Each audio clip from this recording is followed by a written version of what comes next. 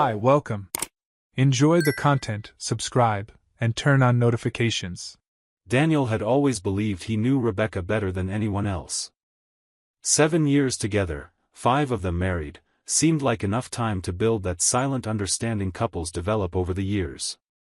He worked as a project manager at a tech company, she was a marketing coordinator at a mid-sized agency. Their routine was predictable but comfortable: home-cooked dinners during the week, occasional happy hours with friends on Saturdays, lazy Sundays watching shows on the couch. Nothing extraordinary, but nothing that suggested trouble either. Then the changes started. Subtle at first, almost imperceptible. Rebecca began staying late at the office more and more often. Twice a week turned into 3, then 4. When Daniel offered to pick her up, she'd quickly refuse, saying she'd just grab a rideshare. Her phone, once casually left on the coffee table, now stayed within arm's reach at all times, screen always flipped down. The notifications that used to chime freely were silenced. She'd smile at the screen with an expression Daniel couldn't quite read, something between nostalgia and anticipation. Their conversations grew shorter and more superficial. Rebecca would reply with one-word answers while texting, and when Daniel asked who she was talking to, the answer was always the same: clients, co-workers, nothing important. But there was something about the way she hurried to lock her screen, the way her shoulders tensed when he approached from behind while she was on her laptop, that made his stomach knot with an uneasy feeling.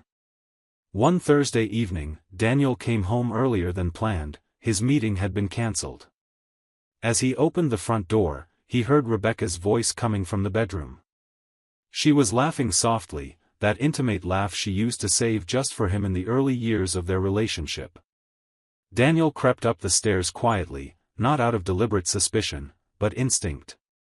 He stopped just outside the bedroom door and caught fragments of her phone conversation.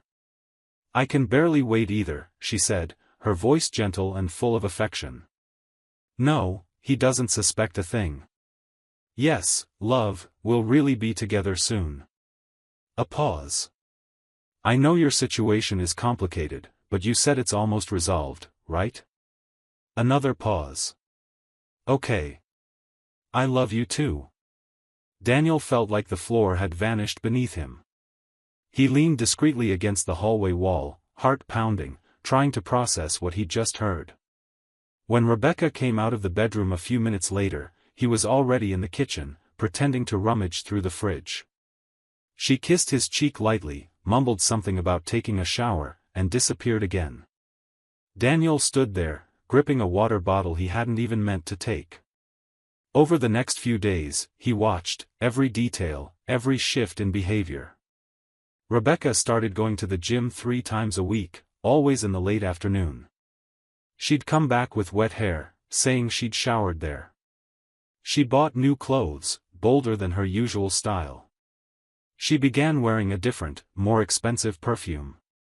When Daniel commented on it, she said she was just taking better care of herself, that it mattered for her self-esteem. He nodded and smiled while something inside him quietly broke. Paranoia began to consume him. Daniel wasn't the jealous or controlling type, but the feeling that his life was crumbling beyond his control was unbearable. He needed confirmation. He needed to know if he was losing his mind or if his suspicions held weight. The Monday after the phone call he'd overheard, desperate for answers, Daniel made his first mistake: he hired a private investigator. The online ad promised discretion and efficiency at an affordable price. He should have been suspicious. The detective, a middle-aged man named Gary with an awkward demeanor, assured him he'd have evidence within a week. Daniel gave him photos of Rebecca, the gym's address, rough timing. He paid half up front. Gary lasted exactly 2 days. On his first attempt to follow Rebecca to the gym, he parked so close she noticed him in her rearview mirror. The second day, he waited in the lobby of her office building, pretending to read a newspaper, but his constant glances toward the elevator were too obvious. Rebecca recognized him from the gym. When she left work and saw the same awkward man now, casually, walking behind her, she knew exactly what was happening. Daniel had no idea the detective had failed so spectacularly. He was completely blindsided when he got home that Friday and found Rebecca sitting calmly on the living room couch, hands folded in her lap, her expression serene but resolute. She looked like someone who'd rehearsed every word. "Daniel," she began, voice calm and steady, "I'm not happy in our marriage." He stopped in the middle of the room, briefcase still in hand. For a moment, he considered feigning surprise, but realized it would be pointless. Rebecca went on, her eyes fixed on him with a look that mixed guilt and resolve. "I know you hired someone to follow me," she said gently. "And I get it. My behavior's changed. I've changed. But Daniel, this isn't working anymore, not for me. I need something different, something more. And I can't keep pretending everything's fine when it's not." Daniel let the briefcase drop to the floor. The dull thud of leather hitting hardwood echoed through the silent room. He sat slowly in the armchair across from her, his legs suddenly heavy. Rebecca waited, as if prepared for any reaction. But what she didn't expect was what came next. "There's someone else," Daniel stated, not as a question, but as fact. His voice was oddly calm. Rebecca hesitated for just a second. "Yes," she admitted. "There is someone. But this isn't about him, Daniel. It's about us. About what we've lost." "Who is it?" Daniel asked, leaning forward. "Does it matter?" Rebecca looked away. "It matters to me." She took a deep breath. "Someone I met a few months ago. Someone who understands me in a way, in a different way." Daniel nodded slowly, as if processing technical data in a work meeting. "And you two have plans? Are you going to be together?" "I don't know. Maybe. Eventually." Rebecca sounded less confident now. "His situation is complicated. But yes, we want to try." "Complicated how?" "He's going through a separation. It's almost finalized." Daniel stayed silent for a long moment, eyes fixed on his hands. When he finally looked up, there was a coldness in his expression Rebecca had never seen before. "Warren Mitchell," he said, voice straining to stay steady. "Professor of Strategic Marketing at the university where you did your MBA 6 years ago. 52 years old. Lives up north. Married to Helen Mitchell for 24 years. Father of 2 teenage kids, Emma, 16, and Lucas, 14. Color drained from Rebecca's face. She opened her mouth, but no sound came out. Daniel tried to take a deep breath. He was shaking inside. For days, he'd barely slept, quietly digging through everything he could find, texts Rebecca forgot to delete, public records, social media accounts that should have stayed private. Every new discovery hit like a gut punch, but he kept going because he needed the whole truth. And worse, the more he uncovered, the more he realized that phone call he'd overheard wasn't the beginning of anything, it was just the moment he finally opened his eyes to something that had been going on for months. Once he had enough, Daniel followed Warren for an entire day just to confirm with his own eyes that none of this was paranoia or jealousy. It was real. Painfully real. And now, facing Rebecca, he used every ounce of strength he had not to fall apart in front of her. "He's not separated, Rebecca. He never was. His family is completely intact. He has dinner at home every night, except Tuesdays and Thursdays, when he supposedly has late meetings at the university. On weekends, he takes the kids to play tennis at the club. At their anniversary dinner 3 months ago, he took Helen to an expensive downtown restaurant. He posted a photo of them on Facebook. Want to see it?" Rebecca had gone pale. "How did you?" "I've been investigating these past few days," Daniel replied, his voice now heavy with exhaustion. "A colleague from IT, who knows how to track profiles and cross-reference public data, helped me. And yes, I followed him for a day to confirm every detail. It wasn't easy. But I needed to be sure before confronting you. He stood, walked to the living room cabinet, pulled out a neatly organized folder, returned, and tossed it onto the coffee table between them. Photos spilled out, Warren and Helen walking into their house together, Warren kissing his wife at the doorstep, Warren with his kids at the club, Warren, Helen, and the children at a family party, all smiling. Remember our shared laptop? Daniel continued. The one on the desk in the office? Where you always forget to log out of your personal email? He pulled his phone from his pocket and opened a folder of screenshots. I read everything, Rebecca. Every message. Every plan. The hotel bookings you two made. Your dreams of starting a life together once he resolved his marital situation. Rebecca was trembling now, tears streaming down her face. Daniel, How long has he been telling you he's separated? 4 months? 5? Daniel gave a humorless laugh. He's not separated. He never planned to be. You're not the first, Rebecca. 2 years ago, he had a 6-month affair with a former student. It ended when she found out he was married. Before her, there was another. You're a pattern. A distraction. A fling. No, Rebecca whispered, shaking her head fiercely. No, he loves me. He said. He said what you wanted to hear. Daniel crouched down to her eye level. Do you really think you're special to him? That he's going to walk away from 24 years of marriage, a paid-off house, 2 kids, and his academic reputation, for you? He's using you, Rebecca. And you were so desperate for excitement, for feeling interesting again, that you fell right into it. Rebecca sobbed, covering her face with her hands. You don't understand. We have something real. He makes me feel important? Desired? Special? Daniel finished bitterly. Congratulations. You've become the walking cliché of the woman who believes a married man's lies.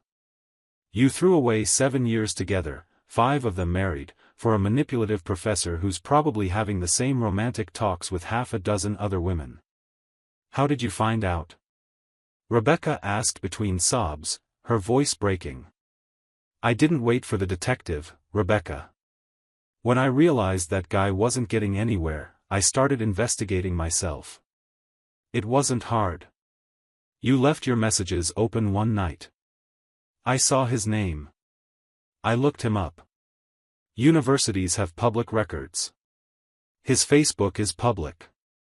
Helen posts family photos every week. A deeper search gave me his address, schedule, routine. I followed him for a day to confirm with my own eyes. He's a married man living a perfectly normal life, except Tuesdays and Thursdays, when he meets you at cheap hotels. I need to talk to him, Rebecca said suddenly, grabbing her phone. Go ahead, Daniel replied coldly. But before you do, you should know Helen already knows. Rebecca froze, fingers hovering over the screen. What? I sent everything to her yesterday, anonymous. Screenshots of your messages. Hotel photos. Dates and times. She confronted Warren this morning. I bet he didn't mention that when you talked to him earlier today, did he? Rebecca was in shock, phone trembling in her hand. She dialed Warren's number with shaking fingers. After 5 rings, it went straight to voicemail. She tried again. Same thing. And again. Warren had blocked her number. He's done with you, Daniel observed flatly. The moment his wife found out and threatened his real marriage, he cut you loose. You're no longer convenient. Rebecca tried texting. Messages weren't delivered. Blocked on WhatsApp too. She looked at Daniel in desperation. You ruined everything. Me? Daniel let out a short, dry laugh. I only revealed the truth. You ruined everything, Rebecca. You chose to believe a married man's lies. You chose to betray our marriage. You chose to plan a future with someone who never intended to be with you for real. I just sped up the inevitable. Why didn't you confront me sooner? Why wait until now? Because I needed to be sure. I needed proof. And honestly? Daniel picked the folder back up, methodically gathering the photos. I wanted you to go all the way with your choices. I wanted you to plan your imaginary future with him. I wanted you to invest emotionally, so that when it all fell apart, you'd feel even a fraction of what I felt hearing you say, "I love you," to another man on the phone. Rebecca was now sobbing uncontrollably. I'm so sorry. God, Daniel, I'm so sorry. I didn't. You didn't think about the consequences? Daniel finished for her. Of course not. You were too busy living your fantasy. Well, now you get to deal with reality. He walked to the cabinet again and returned with more documents. He dropped them on the table over the photos. Divorce papers. Already signed by me. My lawyer will contact you Monday. The joint account was split yesterday. Your half is already in a separate account under your name. You have 3 weeks to move out of this house. I'll be staying at a hotel until then. 3 weeks? Rebecca stared at him, incredulous. Daniel, we can talk about this. We can take it slow, try therapy. There's nothing to talk about, Daniel said, grabbing the suitcase already packed behind the couch. You made your choices. Now I'm making mine. Oh, and about our mutual friends? Our coworkers? They'll find out. Not from me directly, but things have a way of leaking out. Especially when there are screenshots floating around detailing how you thought our marriage was boring, and how Warren was everything you ever wanted. Rebecca paled even more. You wouldn't do that.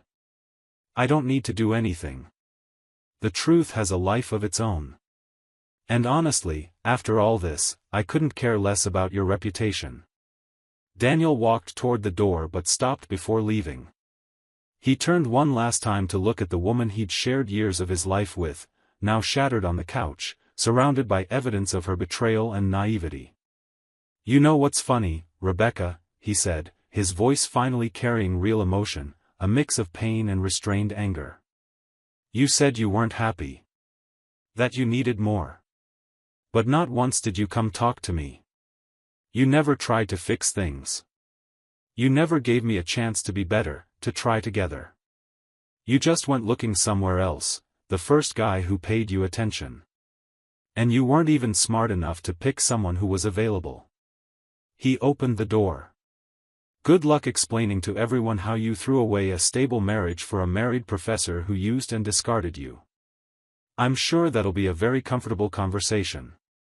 The door clicked softly, but definitively, behind him.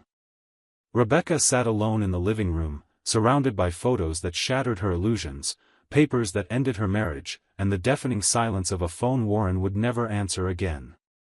In the days that followed, reality crashed down on her like an avalanche. Warren not only blocked her but changed his number entirely. At the university, he avoided any place she might show up. Helen, on the other hand, not only forgave him after intensive couples therapy but made their reconciliation public, posting refreshed family photos across all her social media, a not-so-subtle way of marking territory and warning off other potential mistresses. Rebecca tried to salvage her dignity, but it was impossible. Daniel didn't need to spread anything. Gossip started slowly. A mutual friend, curious about their sudden split, asked persistent questions. Another noticed Rebecca's distant behavior in the weeks before and began speculating. Someone saw Warren and Helen dining together, clearly reconciled, and mentioned it in a WhatsApp group. Within weeks, rumors spread quietly from person to person, the kind that circulates when no one knows exactly what happened, only that something serious occurred. The pieces came together on their own, as they always do when there's a vacuum of information and too many curious people. Soon, the essential version was circulating. Rebecca had cheated on Daniel with a married professor, and Daniel had found out and ended everything cleanly and decisively. At work, things weren't any better. Rebecca had been careless enough to use her corporate email a few times to message Warren. When her supervisor did a routine audit after she requested sudden leave, he found the messages. Though there was no direct policy violation, since Warren wasn't a client or partner, the lack of professionalism and improper use of company resources resulted in a formal reprimand. Her once impeccable reputation at the agency was tarnished. Friends split, but most sided with Daniel. Not surprising. He'd been betrayed, uncovered the truth intelligently, and ended things with dignity, no petty revenge or public drama. Rebecca, on the other hand, had engineered her own downfall by believing the obvious lies of a man who never intended to leave his family. 3 months after the confrontation, Daniel saw Rebecca for the first time since she'd moved out. He was at a cafe near his new apartment when he spotted her across the street, waiting to cross. Her hair was shorter, her face thinner, her eyes heavy with a sadness she couldn't hide. She saw him too, and for a brief moment their eyes met. Rebecca took a step as if to cross toward him, but Daniel simply looked away, returning his focus to his laptop. There was no anger there, no satisfaction in seeing her clearly diminished. Just indifference. A page turned. A chapter closed. She stood on the other side of the street for another minute before finally walking away, disappearing into the crowd. Daniel didn't even look up again. There was work to do, a life to rebuild, a future to plan, one that didn't include people who threw away years of history for cheap fantasies and convenient lies. The following week, he got a text from an unknown number. It was brief: "I'm sorry for everything. You deserved better. I hope you're happy." He read it once, deleted it, and blocked the number. No reply was needed. Some apologies come too late, and some bridges, once burned, aren't worth rebuilding. 4 months after the confrontation, the divorce was officially finalized.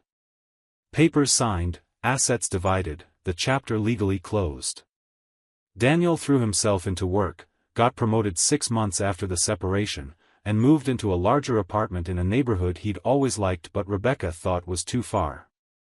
He started taking cooking classes, something he'd always wanted to try but never had time for. He reconnected with old friends he'd neglected during the marriage. He traveled alone for the first time in years, discovering he actually enjoyed the freedom and quiet. A year after the divorce was finalized, Daniel was browsing a photography book at a bookstore when he accidentally bumped into someone. He apologized, looked up, and saw a woman with dark hair and a warm smile. They started talking about the book, then about photography in general, and before he knew it, he was asking her for coffee. Her name was Sophie. She was an architect, and her sense of humor made him laugh genuinely for the first time in a long while. They had coffee, which turned into dinner, which turned into a walk through the park as the sun set. Sophie was direct, honest, and when he briefly mentioned he was divorced, she simply nodded and said, "We all have a story. It's part of what makes us who we are." Daniel smiled, realizing that for the first time since confronting Rebecca, he didn't feel that weight in his chest. No lingering anger, no bitterness. Just a strange gratitude for being forced out of a marriage that had died without him noticing, with a woman who'd never truly valued him. As he walked beside Sophie, listening to her animatedly describe an architectural project she was working on, Daniel briefly thought of Rebecca. Wherever she was, whatever her life looked like now, he genuinely hoped she'd learned something, not for his sake, but for her own. Some lessons in life are painful, but necessary. As for Warren Mitchell, the married professor and serial manipulator of former students, Daniel heard through mutual acquaintances that Helen had made it crystal clear, any hint of another affair would mean immediate divorce and full public exposure. Warren now lived under his wife's constant surveillance, his bank account monitored, messages checked regularly, phone tracked. A domestic prison disguised as reconciliation.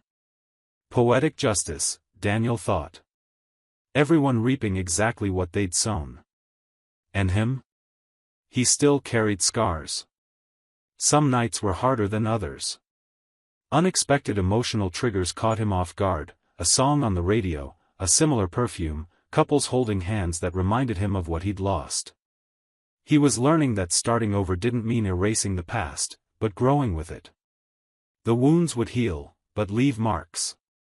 And maybe that was necessary, to remind him to choose better, to value differently, to never ignore the signs again. Sophie laughed at something he said, and Daniel realized he'd made a joke without even noticing. He was present, genuinely present, in a way he hadn't been in a long time. And that, more than any revenge or dramatic confrontation, was a small step toward healing.